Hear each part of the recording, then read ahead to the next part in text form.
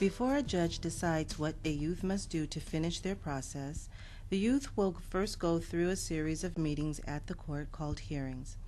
The hearings a youth may be involved in are called first appearance, second appearance, arraignment, case setting, plea disposition, fact-finding or trial, modification, and restitution. A youth and family will be notified about their first hearing either through a phone call from the detention screening unit or a letter from the office of the clerk. If a youth was placed in detention by the police, then they will have their first hearing the next court day, called a first appearance hearing. It is important to know that you may have to wait a few hours before you are seen by the judge on the day your hearing is scheduled. The court process, it is a process. And so, first of all, you need to be prepared, even though they say to be there at 8:30 in the morning. Be prepared to spend several hours, which I wasn't really prepared for the first couple of times. Secondly, that the process takes many, many weeks. You come back several times, and I just wanted to get it over with. But I learned that it is definitely a process, and there is a reason for each step in the process. If a youth does not appear for a hearing, a warrant may be issued, which could mean unnecessary time in detention. If a warrant is issued for a youth, it is best to contact their attorney. I was there at every hearing. I'll never miss a hearing, and I made sure he dressed. That's one of the things I did. He made sure he dressed appropriately, and I dressed appropriately. First appearance is a hearing in the courtroom with the judge, attorneys, and the youth. The first appearance hearing is not a full-blown trial. The judge doesn't hear from witnesses. The judge considers a short version of a police report and determines whether there's probable cause to believe that an offense was committed.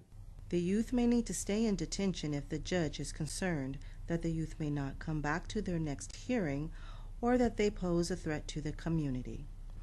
Anytime the youth's detention status is reviewed, this hearing is known as a detention review. After this hearing, the prosecutor has to file the charges within a filing deadline. By law, certain offenses must go immediately to diversion. Diversion is a way for youth to handle their charges without going through the court process.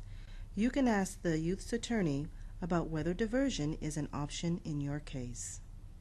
Sometimes, when a youth is released from detention, they need to come back to a second appearance hearing to find out whether the prosecutor filed charges. The arraignment hearing is the time when the youth is officially notified of the charges being brought against them. When the youth is being arraigned, what happens is that the charges are formally read, and the youth, who is now represented by an attorney, is asked whether they understand the charges, not whether they are guilty or innocent or whether they know all of the law, but in general whether they understand what they've been charged with, and they are required to answer in such a way that their answer can be recorded, and they enter a not guilty plea. It's local practice is that no one enters a guilty plea at arraignment simply because the attorney doesn't know enough about the case at that point to enter a guilty plea. Arraignments are sometimes in court and sometimes out of court, and it depends on what type of arraignment it is. So the defense attorney will let both the child and the parent know. The case setting does not happen in a courtroom.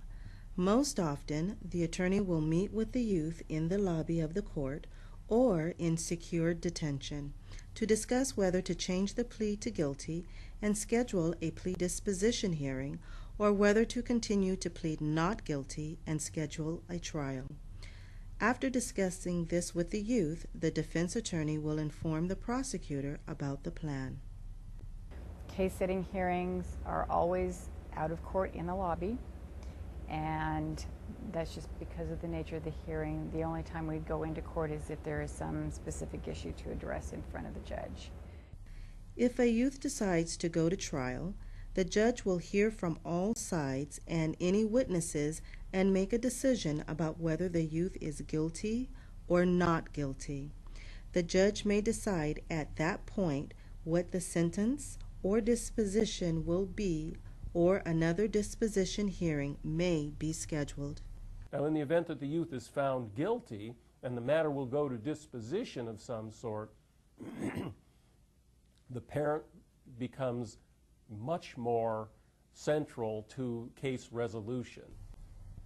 At the plea disposition hearing, the judge hears from all sides and any witnesses and provides a court order, which outlines what the youth must do and which will be monitored by a probation counselor or JPC. This could include confinement, community service, counseling, or other requirements. And at disposition, the parent's role is often critical. I would definitely be prepared to discuss any progress, not only at home but in school, how they're doing. If there's any successes, you really want to focus on those successes. At the same time, if you have concerns, if the child is still a danger to themselves or to those around them, that needs to be expressed, because that's an important piece of the puzzle. After receiving the court order, the youth needs to comply with the order to complete the juvenile justice process successfully. There are a few situations in which a youth may need to come back to court.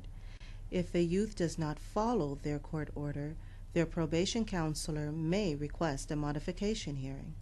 In a modification hearing, the youth will appear before a judge again, and the judge will decide what action to take based on the violation. The youth may also need to come back to court for a restitution hearing.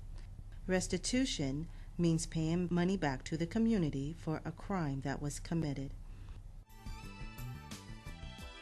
The juvenile justice process involves a lot of people and a lot of meetings and hearings.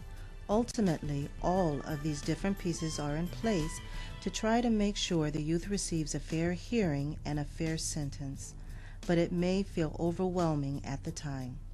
Court staff, including intake probation and screening staff, are here to answer your questions and to help you get through the process. Keep notes. I always have my pad. Bring your book.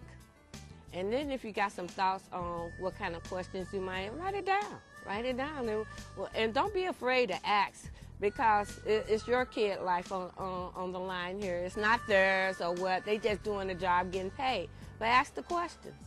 These people down here are not bad people. They've got a job to do. They're trying to do the best they can.